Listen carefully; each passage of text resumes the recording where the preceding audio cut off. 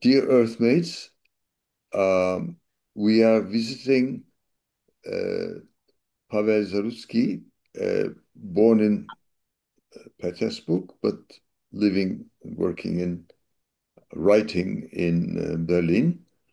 Um and Hello, and I suddenly, what's the word in Привет. Russian? Привет. Привет. The word is привет. Yeah. Yeah, thank you, thank you. Uh, Happy to see you again. Um, Dear Pavel, I know you focus on visual poetry, and uh, thank you again for sending me some of your poems. Let's say, how did your love for poetry begin? Hey, Tarık, and first and foremost, thank you for your invitation, and it's my pleasure to be here and to be interviewed by you. Well, I think it's more or less the same answer you're getting from everyone, and the same I think you also gave to me when I interviewed you, because it has been somehow around, and I was quite a late starter of so-called serious literature, let's say so, because when I was a kid, I didn't enjoy reading that much. Maybe some fiction, maybe fantasy books, all that childish stuff was more my cup of tea. And of course, Greek myths. Of course, Greek myths have uh, of my generation, of the late, of those who were born in the late 80s, in early 90s. We have like a table book of historian and Kuhn about ancient Greek myths.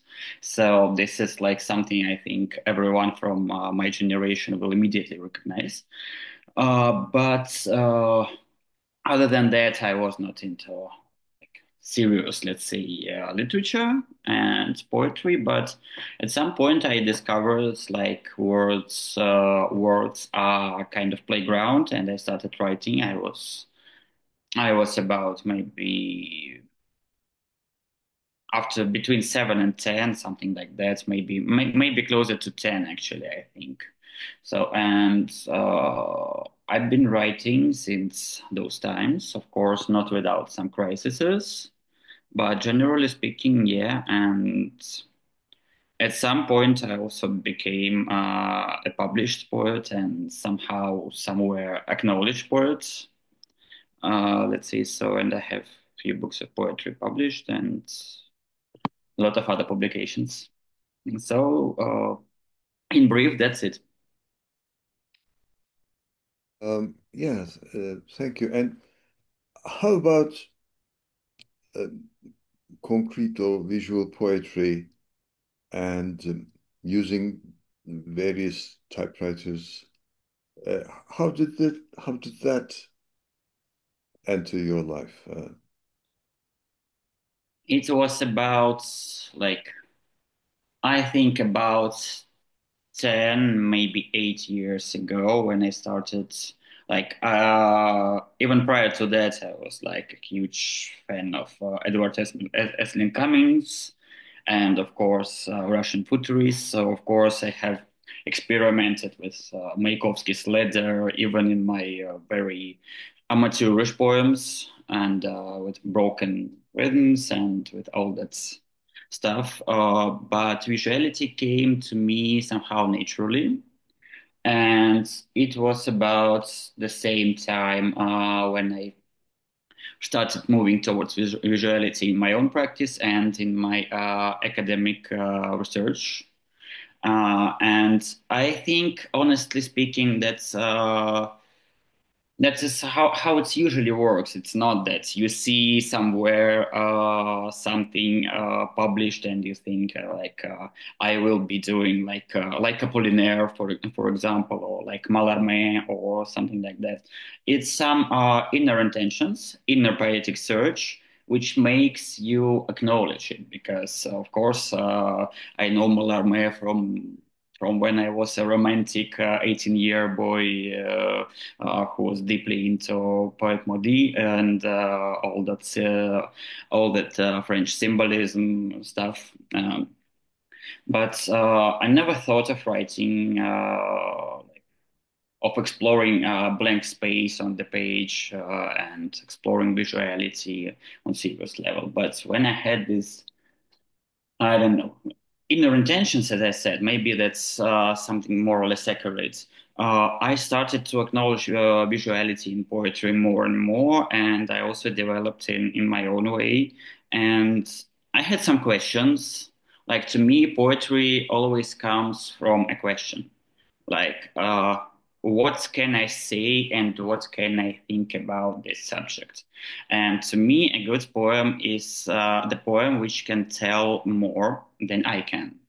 Like as I usually say, that poem commonly knows more than its creator. And I had questions. I had questions about technologies. I had questions about representation of someone behind the screen, about multiple identities. I had some Wittgensteinian questions also, and language-centered questions. And to me, actually, I don't know. I don't know how it's happened. That I got my first typewriter, but to me, it's immediately looked like a good way to progress. So I bought my first typewriter and I got in touch with the guy who is repairing. He's running a website, mytypewriter.ru, and we did some stuff together. Afterwards, he also interviewed me. We made some events, an exhibition, and all that stuff together. Uh, and I suddenly found myself in complete different worlds with complete different tools, and my poetic practice became almost entirely offline.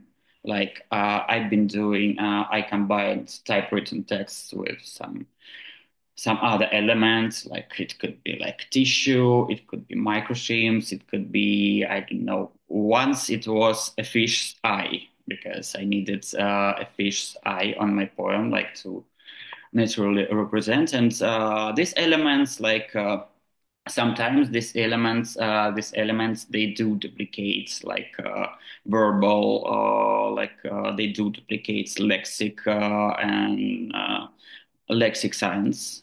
Like when I speak about something, I can also include this something and to make the to make it stronger. And sometimes, on the contrary, I use external linguistic elements and blank space, of course, too, when words and language cannot answer to my queries, because I believe that poetry is not only about the language, but also about what cannot be expressed by the means of by tools of language, and about the tension which is created in conflict or communication between these linguistic and extra linguistic elements. So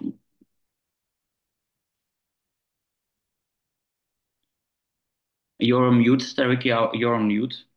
Oh, yes. Um, how long did you live in Petersburg? I was born in 1988, and I moved after Russia started its incursion into Ukraine. So I moved, I found myself here in Berlin on 29th of November of 2022.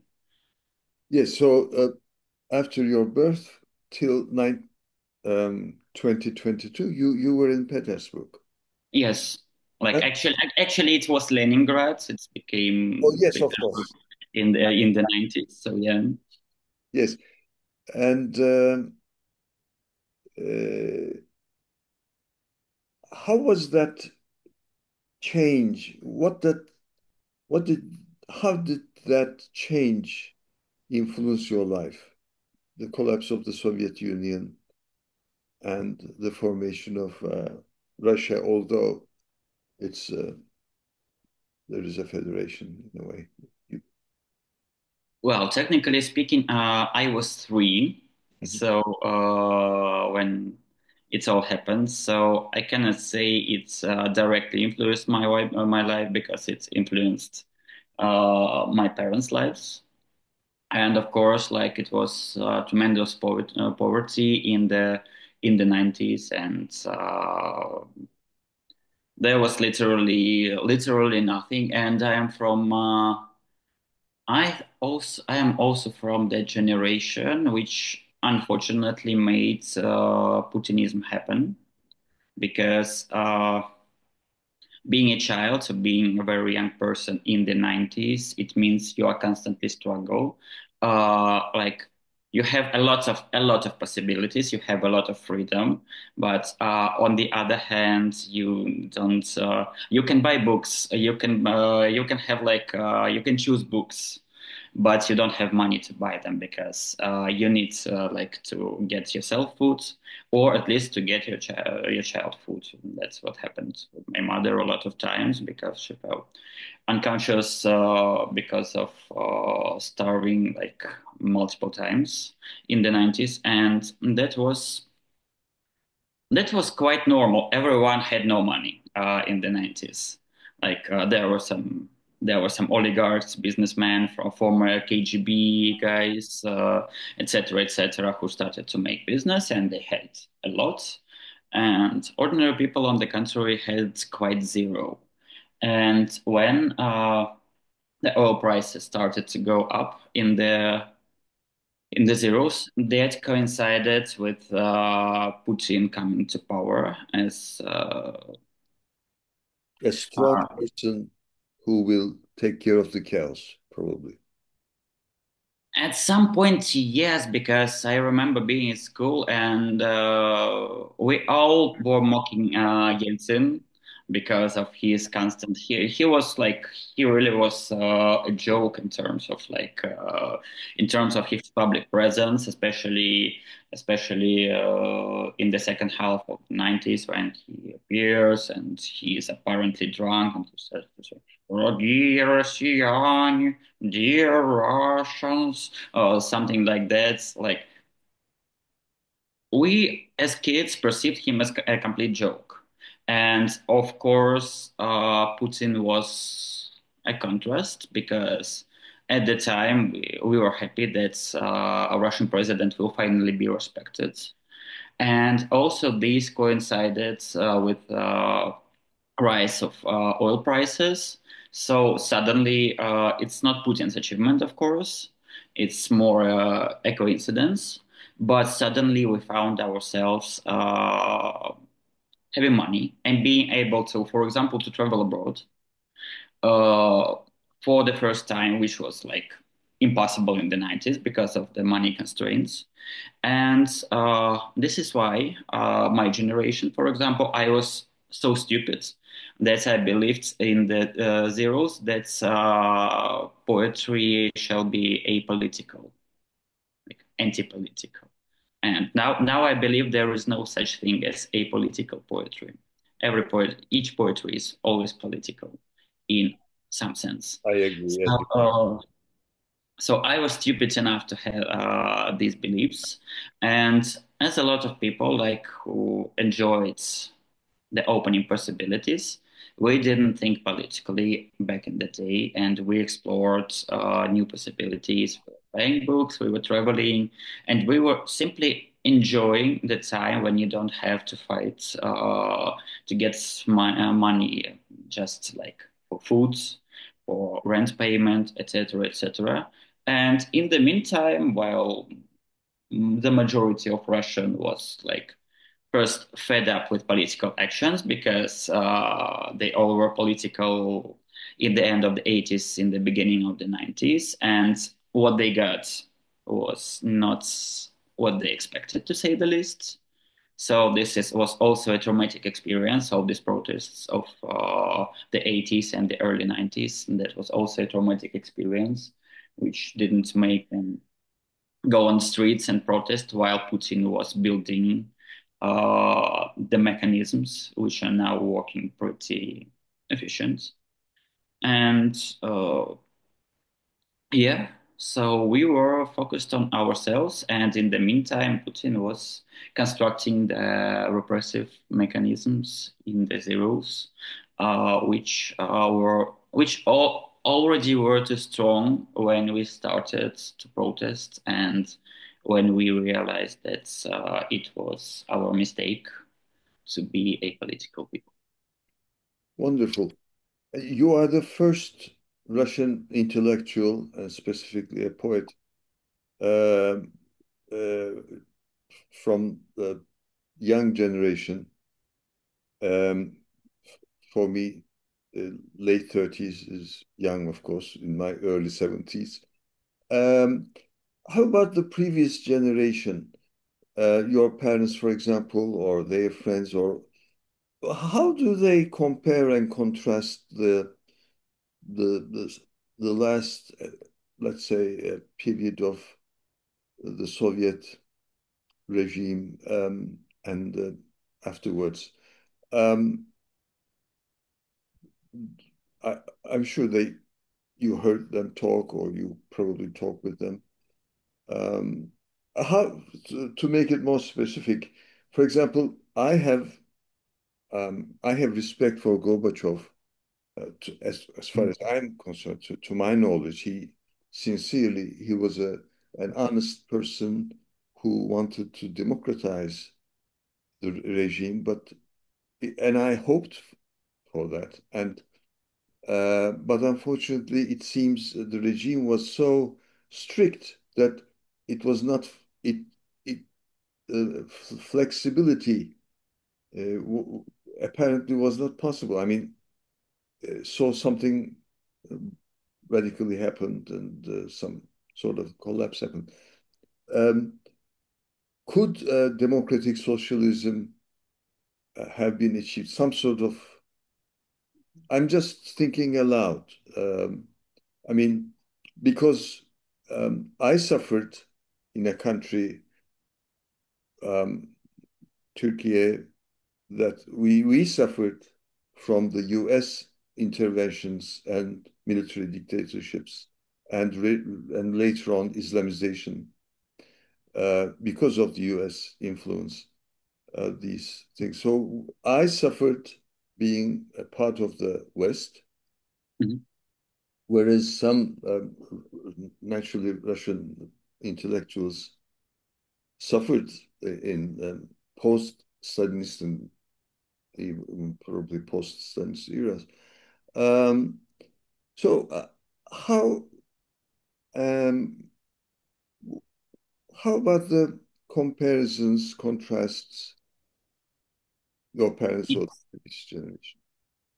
It cannot be compared because, of course, Soviet Union had its oppressive mechanisms, and if we speak of Gorbachev, yes, of course, he was moving towards liberalization step by step, but he made a lot of political mistakes, a lot of horrible political mistakes, which actually led him where he ended and made Yeltsin win. It's not that the system; it's also his and his government personal decisions and personal mistakes, which led to where they led. Uh, Back in the days, back in the 80s, for example, my mother was a hippie, and she in my family, it was common to spread forbidden literature. I am from a very reading family, and it was okay that you get some how we call it запрещенка, forbidden literature, basically speaking. So it's okay if you get, for example, 1984 from Orwell, and you have just one night to read it, and then you shall give it back. So this was normal, and a lot of people, a lot of dissidents, including from my family, also retyped some typewriters, this sort of literature, making like how it goes. You make from 3 to 7 copies, depending on the typewriter, using carbon paper. Uh, well, that's also the thing. And she was hippie. She got arrested multiple times. Once she was also a student. Once she was sitting in the cell, detained, and she had a university exam next day. So she was learning, and the police was like, "What the hell are you doing?" And she was like, "I'm having an exam tomorrow." And she made some actions. She, for example, was approaching policemen to give them flowers. Of course, she got arrested each time because it's not normal behavior, and in Soviet Union it shall be normal. But also it lacks control, of course, and it didn't. KGB was not a joke. It is now. It was quite serious back in the days, but the whole system was, I believe, way weaker because now Russia is completely digitalized, and you have to be part of it and have like Berlin, in comparison with St. Petersburg and Moscow, it's like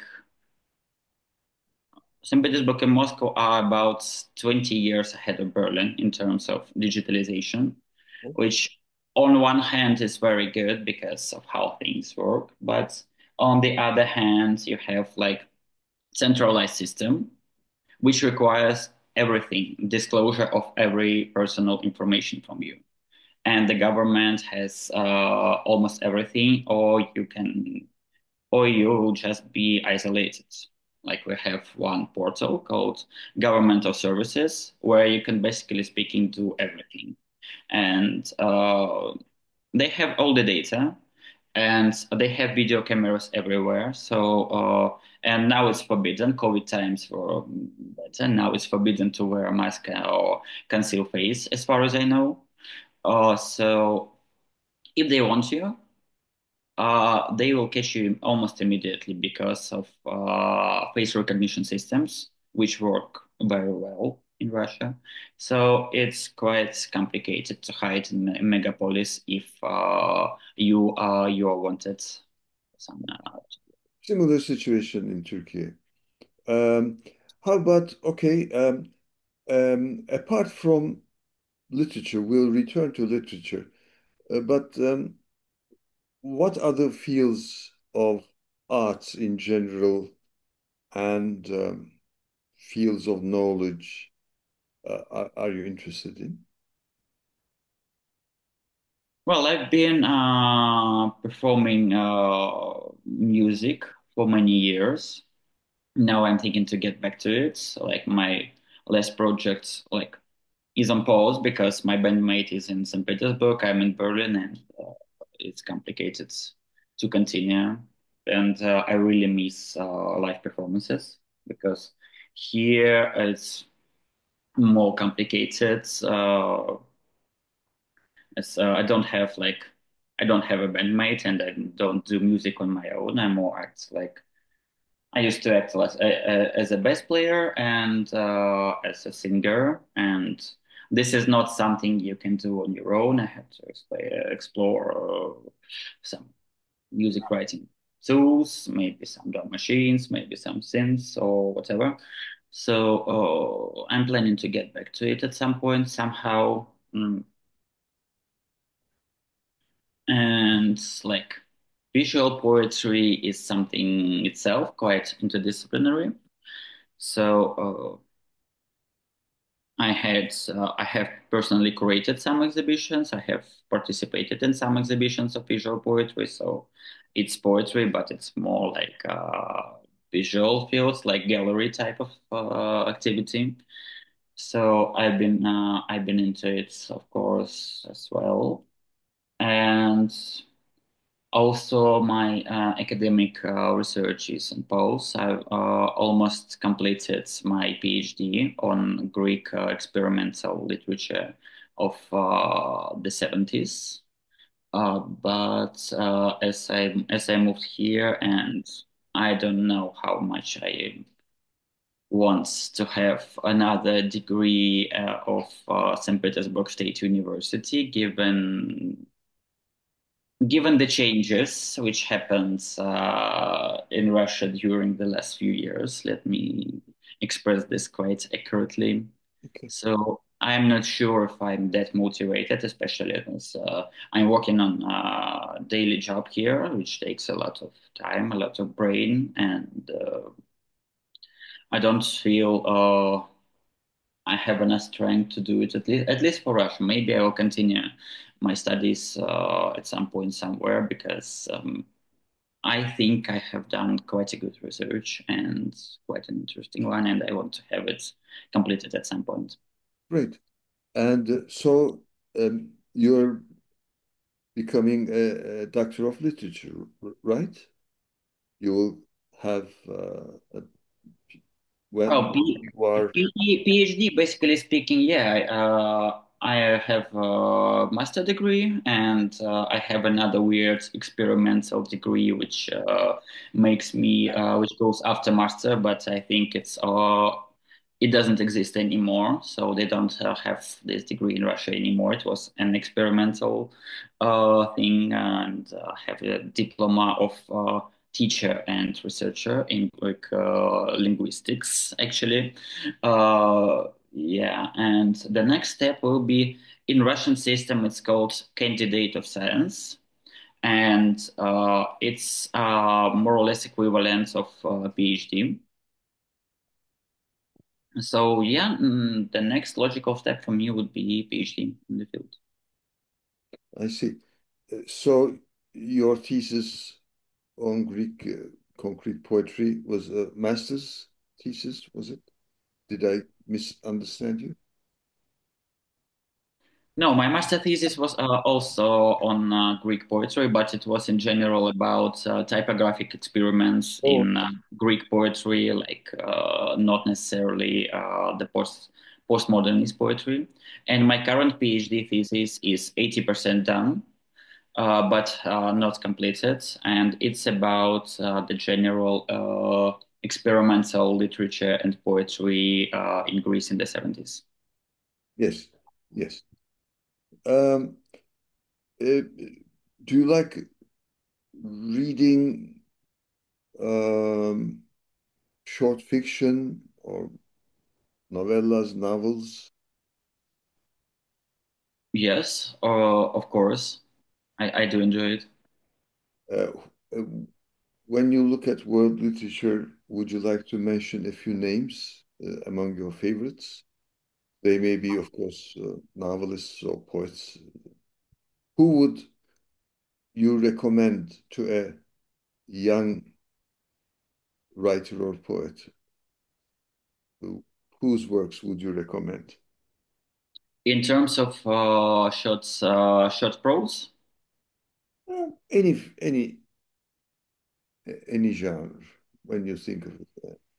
well, if you ask me about short fiction, short prose, lately I've been reading Vladimir Kazakov, who is very interesting Russian post-futurist who committed suicide by when I was born, also 88. And he was very interesting, but it's the way he played with the language. So from a Russian context, of course, not the best one, but somehow like a standalone figure. There is a lot of great contemporary Russian authors who deal with short prose and not that short, like my friend Stanislav Smetko or Denis Larionov. They're into prose, into this stuff. From something more famous, My last really good impression was Nazi literature of the Americas from Roberto Bolaño. I read it, I think, in 2 days, and I enjoyed it from page one to the last one because it's a masterpiece. And Bolaño, of course, was a very interesting figure in terms of prose. But I more prefer poetry and some scholar books or stuff like that. So about books about literature, sometimes maybe even more than literature, and poetry, of course. And for poetry, there will be far too many names, so we need somehow to narrow the question because otherwise we'll stay till the morning. Yeah, okay. Uh, Let me ask you this. Do you directly use a computer or typewriter, or sometimes do you prefer a pen or pencil? What sort of paper, etc.? And then uh, your material for writing. What do you prefer? Well, typewriters stayed in St. Petersburg, and I didn't buy new typewriters here because I didn't want to remain the hostage of one style, and I don't want to be associated exclusively with typewriter poetry. I love typewriters. I love this manual feeling, but I don't want to be exclusively typewriter poets. And I think possibly I have told what I wanted to tell with typewriter. So my poetic move was also natural. And now I have one new book. It's almost finished, uh, which consists of two books or maybe two long poems, if we call it that way. One is one deals with handwriting and with it explores more physicality of poetry, like in four-dimensional sense, because also I try to work with time. I'm trying to give a poem a sense of time, like in palimpsests, uh, when you feel there is some other physical layer of something hidden, something like like our bodies, because our bodies has have survived lots. And for example, if you look at my tattoos or my scars or something else, there is a story behind it, a story uh, a story which can be told actually, but the feeling of existence of this story is like it's more important than the story itself behind it. So this is what I'm trying to reflect via my visual poems from that handwritten part. And another part is completely opposite. I want it to be typed on a computer, and it's about the feeling of absence of me as the subject of this poetry, and it's about more things which are telling about lyrical subject, let's say so, when the lyrical subject is not there. So maybe I try to be a bit like Francis Ponge, Rob Gruyere, and all that French new novel and experiment of that. But I think I failed. I still speak too much about myself in my poetry. Um, and last but not least, what would you like to recommend to younger people on Earth as an Earthmate, as a person? Uh, Well, we have less than minutes. Maybe we'll reconnect because it will otherwise it will be a very short recommendation. Actually, let's go on using the same link. Hmm. Uh, Really would like more time. Yeah, So let's make use of this as our second chance as well. yeah. Part two. Okay, Okay. bye.